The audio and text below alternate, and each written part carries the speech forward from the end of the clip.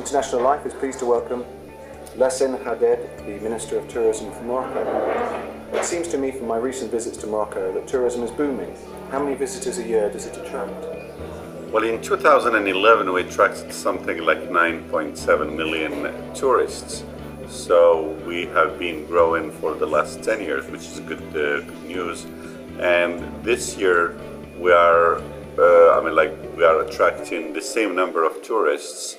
Unfortunately, it's not going to grow as much as we wanted it to be.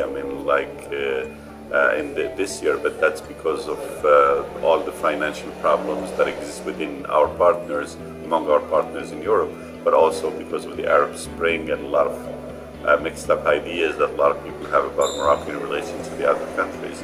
So I'm here in order to dissipate that kind of image and also in order to promote people to come to Morocco. But we are confident that in 2013 we're going to grow more and attract more people. So what's the tour industry plan for the next 10 years? Our plan for the next 10 years is actually to double the number of tourists. We want to reach something like 18 million tourists. We want to double the bed capacity that we have in our hotels and then probably create something like 200,000 more beds in our hotels. Number 3 is to invest more in tourism and attract more investors in tourism. And in doing that, how we are going to reach that is by diversifying our culture offer, in the sense that we are mostly focused on Marrakesh and some imperial cities. We want to have more destinations that are cultural, and we think that we have about 4 destinations that we are developing in order to compete with Marrakesh. We also want to develop our seaside and sea resorts to such a point that we can be competitive also in the Mediterranean, and we'll develop also like our nature and our ecology kind of offer, so that people can come also for the beauty of Morocco, for the landscape and all of that. So we want to diversify the offer. We want also to create and invest in a lot of niches like golf, like sports tourism, like business tourism, which are also very important. So I think by diversifying, by having more offer, by creating new destinations, by investing in the sea, by investing in more in culture, in nature as well, and also looking at different niches, we can reach like to 20 million people by the year 2020. And by doing that, we're going to make Morocco one of the top 20 destinations in the world. That's our vision. And I want to make it also reference in terms of sustainable tourism in the Mediterranean, and we're working on that. So our development is very rigorous in terms of sustainability, and we want to continue doing that. Don't want to damage our beaches. We don't want to damage our deserts. We don't want to damage our mountains. We want people to benefit from those, and we want also not to have a very negative impact on the ecosystem as we are doing our tourism strategy. What is being done to develop the luxury market? The luxury market is a very important market for us because of the added value, and we have that's one of the markets that we really encourage. So we are trying to attract like all the big chains of hotels, so the Four Seasons of the world, the Marriotts, the Hiltons, the Oberoys, the Ritz-Carlton. We are having like 2 Ritz-Carltons being built in Morocco, 2 Four Seasons being built in Morocco. Hilton is back. We are doing like 2 hotels with Hilton. We have Oberoi doing a hotel in Morocco. Banyan Tree is also interested, and they are also building one in the region of Tétouan in north of Morocco. So Delano, which is of the Morgans group, is also established in Morocco. They have 1 hotel in Miami, and now they are investing in a hotel in Marrakesh, with a group, with the local group and also with the Spanish group. So all of these means that Morocco is becoming a luxury destination in terms of hotels, and Marrakesh is becoming that kind of luxurious destination, with a little bit of played by Casablanca and also by the north in Tétouan. But we think that luxury is very important for us. It's not only about hotels, it's also about brands. So a lot of brands also following the hotels and the Louis Vuittons of this world and the Hermes and all of that are very interested in Marrakesh. There has been 2 summits of luxury, like recently in Marrakesh. I attended those, and there is a huge interest in a lot of people being established. We're working also with a lot of the travel agents who are specialized in the luxury markets in North America and Europe, and we're working with them so that we can attract more tourists who can use the beauty of the hotels and the riads and the castles that we have in Morocco, that we offer in Morocco, and also take advantage of a lot of the services, a lot of the brands that are being developed around in Morocco, and we'll continue doing that. So the tourism, the luxury tourism segment is a pillar of Moroccan tourism, and that's what distinguishes Morocco from other destinations around the Mediterranean. I found the quality of the food there to be superb. It is very interesting, and the reason why Morocco has one of the best cuisines in the world is because of the mixture of sources of that kind of cuisine. You know that a good part of it is Jewish. Morocco has 2,000 Jewish existence in Morocco. They have coexisted with the Muslims in Morocco up until the 50s and 60s. Some of them are still there. They were protected by King Mohammed V from being prosecuted and persecuted by the Nazis, and that's why all of them remember that. That was in 1943 when he didn't sign the decree that was issued by the French Vichy regime, by making all the Jews wear the Star of David. So that's 10% of the population.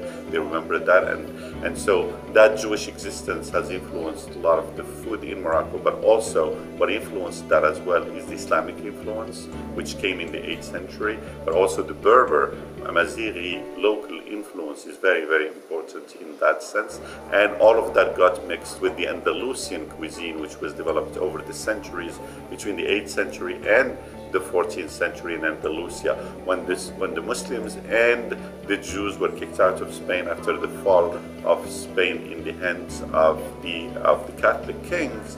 Then a lot of those people came back to Morocco, Jews and Muslims, but they brought with them their architecture, their know-how, but especially their cuisine, their tagines, their couscous, the meshwis, the salads, all of those kinds of really nice and choicey kind of cuisine is back there. And we're glad that a lot of Moroccans love that and love to share that with a lot of tourists. And I think tourists who come to Morocco enjoy that, and it's very healthy.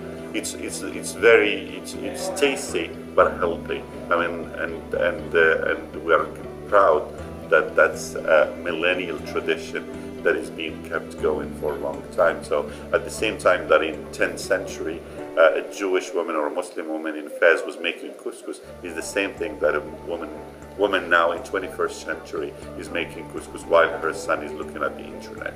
So it's just the same kind of tradition being kept, and I think that's what Morocco offers, is a millennial tradition at the same time as a very good and modern look in the future. So what other political changes have been made in the last few years to further Morocco's development? Well, you know, Morocco has seen so many reforms in the recent times, and since the coming of Mohammed VI, the King of Morocco, in 1999, there has been sweeping reforms, both on the political level, the human rights issues, with regard to the past, with regard to economics, and with regard to culture as well. So all of these reforms were avant-garde reforms when you compared them to what was happening in the Arab world. That's why when the Arab Spring came, Moroccans were not shocked. When there was demand on the street for change, that was like a breeze that we knew, that was something that we knew. That was not like shocking news, as it's happened in other countries where it resulted in clashes and violence. Unfortunately, in Morocco, a lot of the elite and the middle class and the public opinion embraced those kinds of changes, and even the king and the political parties also embraced change. And so all of that created a wide alliance for reform or for change, and Morocco voted the new constitution last year. That constitution involved a lot of powers from the king towards the prime minister, and also from the government towards the parliament, and made the separation between the legislative, the executive, and the judiciary branches. So now I'm a member of government, and I know that, for example, within government we have very, very important powers, unlike in the past. And the king is playing more of a role of an arbitrator in the political scene and less of an effective kind of ruler.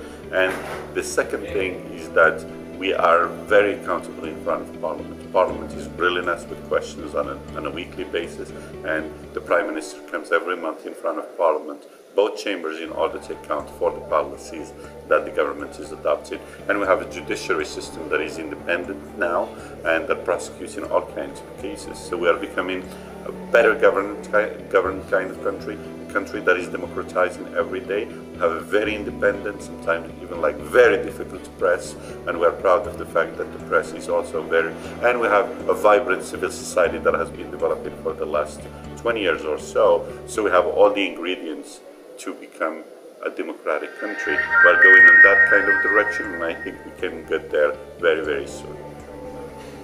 So what's been done to attract businesses to Morocco? What we are trying to do is we are a business-friendly kind of environment. We are investors-friendly. So we go around and bring investors to Morocco. We have like all kinds of incentives, from providing real estate, from providing tax breaks, from providing also like government helping with the management and the development of the sites for different kinds of sectors. And that's why, although there is the crisis, Morocco has been ranked as the first country in the Arab world to attract investment, despite the fact that there was the Arab Spring and revolutions and the financial crisis. Just the first months of this year, I have signed contracts for something like close to $1 billion of investment, and we're seeing more of that happening. Last year we have like $1.5 billion over, like in 2011, despite the crisis. So I think we have a good business environment. We are improving on that. It's not perfect, but there are small problems we are dealing with, and we have also a government who is proactive about helping investors and bringing investors. For example, in the tourism industry, we provide investors with real estate. We provide them with land where to do their projects. We do the business plan for them. We help them clear the way with red tape and administration, find like banks and all of that, and we help them set up that kind of projects. So that's the kind of work we do. So we're very proactive with investments. We're very business friendly. We try to attract them. We go around the world in order to attract them. We think that Morocco is a good destination now for investment, especially that other countries are facing serious problems. A lot of investors are coming to Morocco because they think that Morocco is a safe place to invest in. Last question, what is unique about Morocco? What is unique about Morocco is the only country in the world that combines beauty with generosity, with the millennial tradition, with an openness to the world, and the democracy that is being built. Very, very important. It's one of the emergent markets in the world that kind of combines all of those.